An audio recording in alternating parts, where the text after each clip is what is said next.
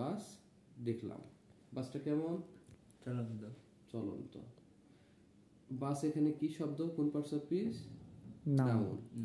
এখন বাসকে যদি প্রশ্ন করি কেমন বাস, উত্তর কি হবে? চলন্ত বা রানিং। নাউনকে কেমন দ্বারা প্রশ্ন করে আমরা কি পাই? অ্যাডজেক্টিভ। অ্যাডজেক্টিভ পাই। যেমন he is a good boy. Boy noun না? জি। আমরা বললাম বালকটা কেমন, উত্তর কি হবে? গুড। গুড। ভালো। এই গুডকে আমরা কি বলি? অ্যাডজেক্টিভ। অ্যাডজেক্টিভ বলি। তাহলে নাউনকে কেমন দ্বারা প্রশ্ন করে যে উত্তর পাই তাকে বলা হয় অ্যাডজেক্টিভ অফ কোয়ালিটি। কি বলা হয়? Adjective of quality. যেমন দেখেন, I saw some flying bird in the sky. আমি কিছু উড়ন্ত পাখি আকাশে দেখলাম।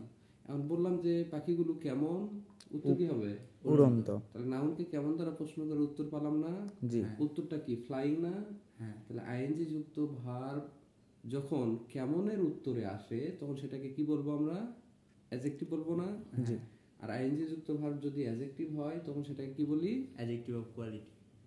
প্রেজেন্ট পার্টিসিপল, এবং এটা হয় অ্যাডজেক্টিভ অফ কোয়ালিটি। ঠিক আছে। তাহলে আইএনজি যুক্ত ভার্ব যদি বাক্যে ব্যবহার হয়ে অ্যাডজেক্টিভের কাজ করে তখন সেটাকে আমরা বলি প্রেজেন্ট পার্টিসিপল। আচ্ছা, তাহলে এটা non finite verb, present participle. জিরান্ড non finite verb এবং এটাও আইএনজি যুক্ত, তাই না? তাহলে জিরান্ডের সাথে এই প্রেজেন্ট পার্টিসিপলের পার্থক্য কি, তাই তো আলোচনার বিষয়। বলেন, আপনি বলেন, বুঝতেছেন কিনা? হ্যাঁ। তুমি বুঝতেছো কি? জি। ওকে। এখন আইএনজি যুক্ত ভার্ব বাক্যে ব্যবহার হয়ে যখন নাউনের কাজ করবে তাহলে প্রেজেন্ট পার্টিসিপল কিসের কাজ করে? জিরান্ডের কাজ করে। অ্যাডজেক্টিভের কাজ করে। প্রেজেন্ট পার্টিসিপল কিসের কাজ করে? অ্যাডজেক্টিভের। আর জিরান্ড কিসের কাজ করে? নাউনের কাজ করে। এখন আইএনজি যুক্ত ভার্ব বাক্যে ব্যবহার হয়ে নাউনের কাজ করলে তখন সেটাকে বলবো আমরা জিরান্ড। নাউন বাক্যে কি কাজ করে? নাউনের কাজ কি? নাউন বাক্যে সাবজেক্ট হয়। কেমন? রহিম ইজ এ গুড বয়। রহিম বাক্যে সাবজেক্ট। তো আইএনজি যুক্ত ভার্ব যদি সাবজেক্টের কাজ করে তখন সেটাকে আমরা কি বলবো? জিরান্ড বলবো।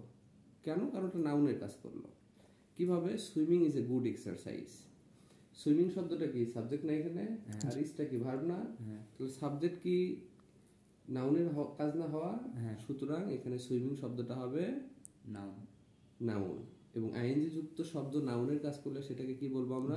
জিরান্ড। শুধু তাই নয়, যে আইএনজি যুক্ত শব্দটা সাবজেক্ট হচ্ছে, এবং দেখবেন এখানে সুইমিং অর্থ সাঁতার, এখানে সাঁতার, কিন্তু সাঁতারের সাথে কোনো প্রকার প্রত্যয় যুক্ত হচ্ছে না। যেমন এর পূর্বে আমরা ফ্লাইং অর্থ পেয়েছিলাম উড়ন্ত, ফ্লাইং এর সাথে কিন্তু নয়তো হয়েছে, তাই না?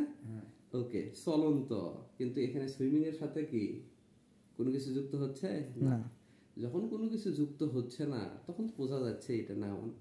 শুধু তাই না, আবার বাক্যে সাবজেক্ট হিসেবে ব্যবহার হচ্ছে। যেমন আই লাইক সুইমিং, আমি সাঁতার পছন্দ করি। এখানে সুইমিংটা কি অবজেক্ট না? নাউন বাক্যে অবজেক্ট হয় না? আই লাইক বগুড়া, বগুড়া কি নাউন না? নাউন কি অবজেক্ট হয় না?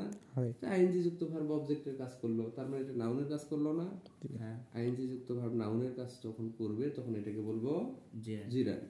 আর আইএনজি যুক্ত ভার্ব যদি বাক্যে ব্যবহার হয়ে অ্যাডজেক্টিভের কাজ করে তাহলে তাকে প্রেজেন্ট তখন তাকে কি বলবো? Present participle. তাহলে আইএনজি যুক্ত ভার্ব নন ফাইনাইট হলে হয় সেটা প্রেজেন্ট পার্টিসিপল, না হলে জিরান্ড। আইএনজি যুক্ত ভার্ব বাক্যে ব্যবহার হয়ে অ্যাডজেক্টিভের কাজ করলে তখন সেটাকে বলবো প্রেজেন্ট পার্টিসিপল। আর আইএনজি যুক্ত ভার্ব বাক্যে ব্যবহার হয়ে নাউনের কাজ করলে সেটাকে বলবো জিরান্ড। বুঝতে পারছেন? আপনি বুঝছেন? জি। শিওর?